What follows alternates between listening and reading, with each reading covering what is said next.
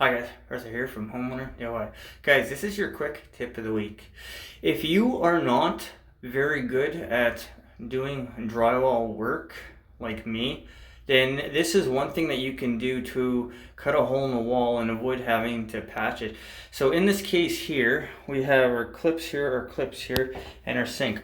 So we're going to have a mirror here. This line is the very edge of the mirror. So we have a stud here and then a stud here. Well, I need to move this condensate drain into the wall, and then there's going to be a vent. So we see our trap arm right here. So more than likely the vent just keeps going up the wall straight like this. So by going in behind the mirror, or if you put a picture over a place that you cut into drywall, and then you don't have to do any fixing.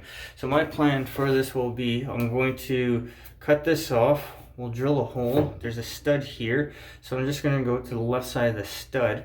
I'm going to take this out, and then the idea is to 90 in and then go over and then connect the condensate drain into the vent. Since it's a condensate drain, it doesn't have any load, and this is going to be a much better look than what we see here. So guys, if you plan your job ahead, what you can always do is, like in this case, go behind a mirror, and that's going to cover up your incision into the drywall. Or you can put a picture or something over where you cut into the drywall so no one will see what you did. Guys, that is your quick tip of the week.